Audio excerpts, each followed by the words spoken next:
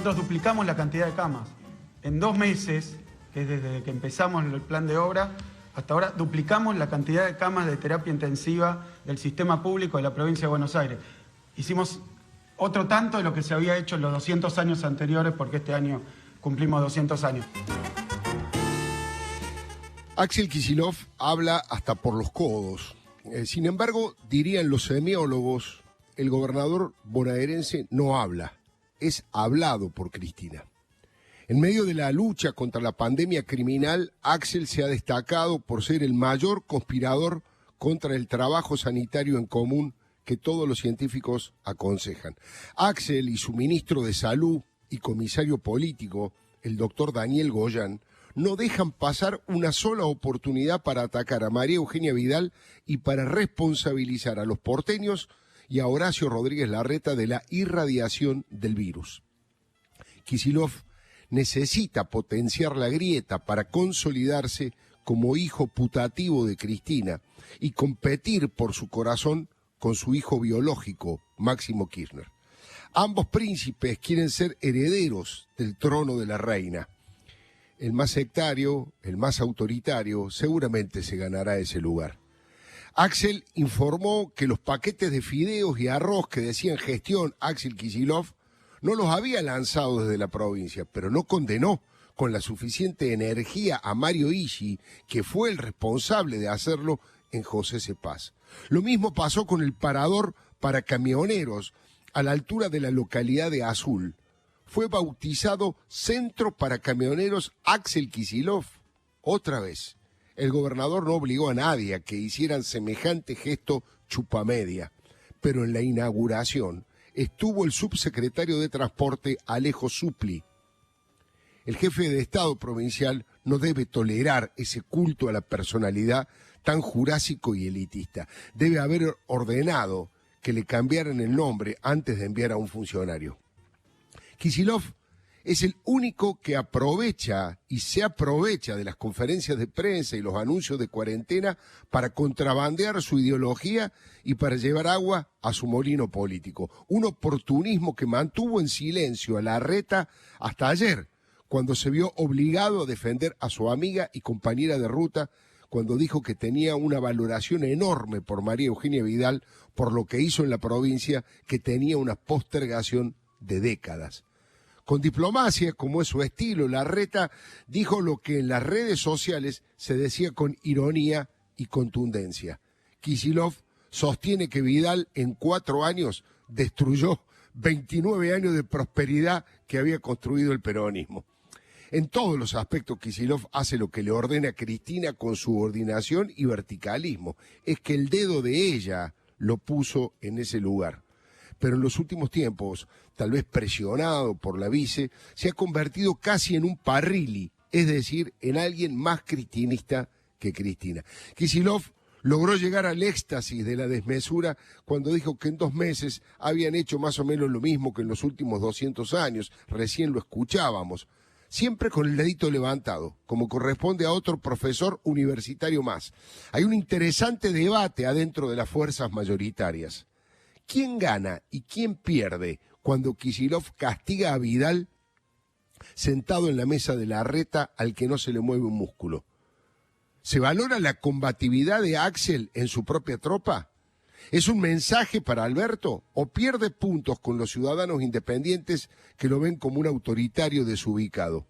En el caso de Larreta y Juntos por el Cambio también hay dirigentes que dicen que la prudencia y la moderación suman voluntades, pero que hay un límite muy finito para no caer en la debilidad de no reaccionar ante los embates de Kicillof. Veremos qué dice la historia, porque Axel fue el mariscal de todas las derrotas económicas de Cristina.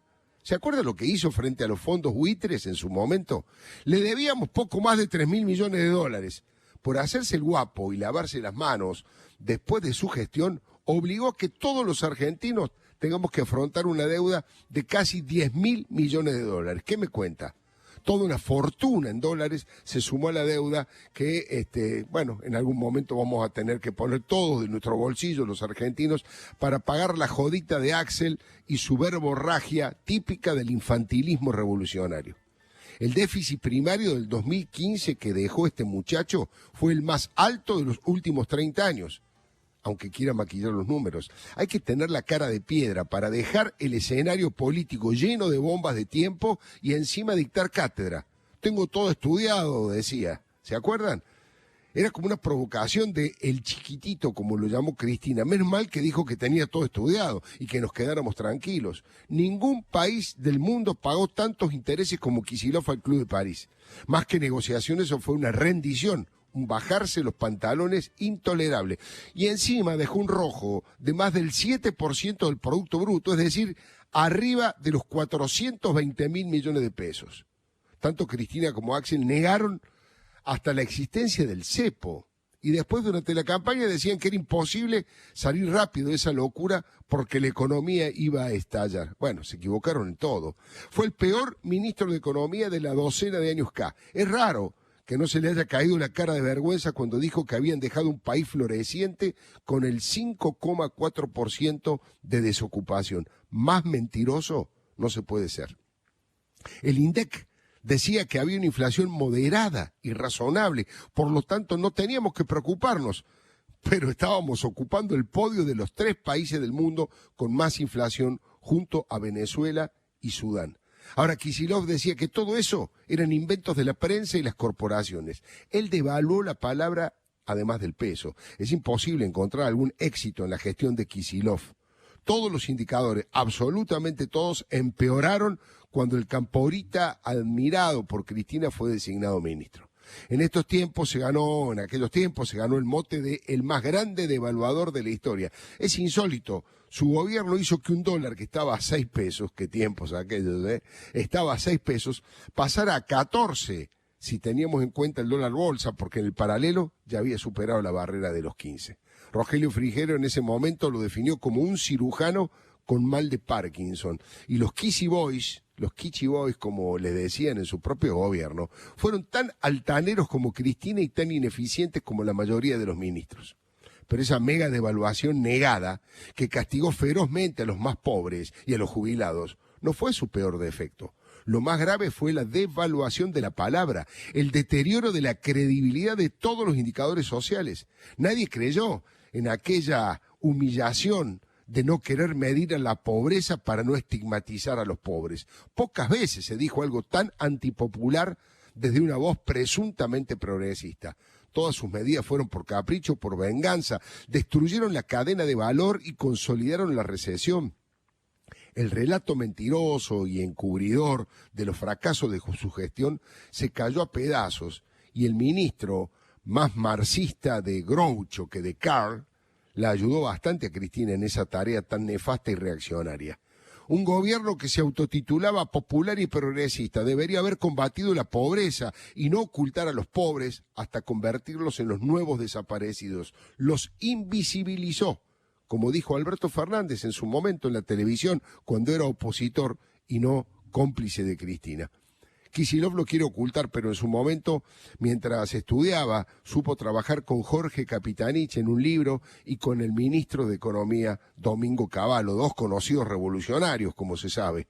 El muchacho progre de las patillas y la casa en Colonia tuvo el coraje de llenarle la cara de billetes a Repsol, al Club de París, al CIADI. Por algo su agrupación en la universidad se llamaba Tontos pero no tanto. Podríamos definir a los argentinos de la misma manera, ¿no? Somos tontos, pero no tanto. ¿No le parece, señor gobernador? Volvé a escuchar la columna de Alfredo Leuco en radiomitre.com.ar.